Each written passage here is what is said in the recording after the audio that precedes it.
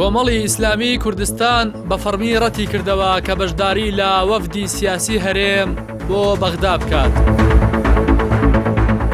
مامۆستا عەلی باپیر ئەمیری کۆمەڵی ئیسلامی ئێوارەی چوارشەمە پێشوازی لە بافڵ تاڵەبانی هاوسەرۆکی یەکێتی کرد.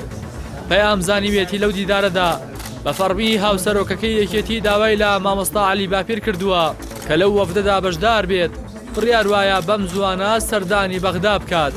بەڵام ئەمیری کۆمەڵی ئیسلامی هەر لەو کۆبوونەوەیدا ڕەتی کردووەتەوە لە وەفدێکی لەو جۆرەدا بەشدار بێت.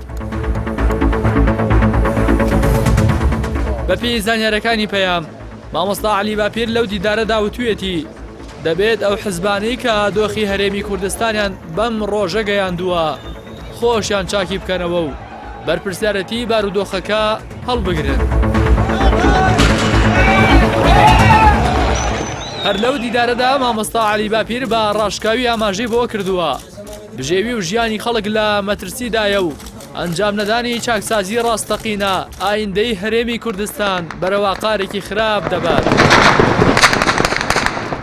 هاوکات بە توندی دانی تەقەکردن و شەیدکردنی خۆپیشاندەرانیشی کردووە و تووشێتی دۆخی ژیان و گوزەرانی خەڵک تا دێ سەختترە بێت. هەر بۆیە ئەگەر چارەسەرێکی ڕیشەیی نەکرێت ئەوانە ئارامی گەورەتر دروست دەکات. کۆمەڵی ئیسلامی هەردەم خاوەنی هەڵوێست و سیاسەتی سربەخۆی خۆی بووە و لە هیچ دۆخێکدا دەستی لە بەرگریکردن لە مافی ڕەوای هاوڵاتیان نەکێشاوەتەوە.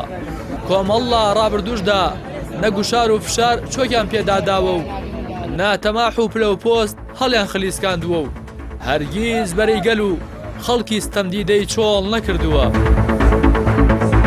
ئەمە یەکەم جار نییە مامۆستا عەلی باپیر ڕەتی دەکاتەوە بەشداری وەفدی حیزبە سیاسیەکان بۆ بەغدا بکات. بەڵکو لە ساڵی 2016 کاتێ پەرلەمانی کوردستان پەک خرابوو، حکوومەتی هەرێم ئیفلیج کرابوو، وەفدێک لە حیزبە سیاسیەکان بەرەو بەغدا بەڕێکەوتن. ئەو کاتی شەمیری کۆمەڵی ئیسلامی ڕەتی کردەوە لەو وەفدەدا بەشداری بکات و وتی تا دۆخی ناوخۆیی کوردستان ڕێک نەکرێتەوە بەشداری وەفدێکی لەو جۆرە ناکەم.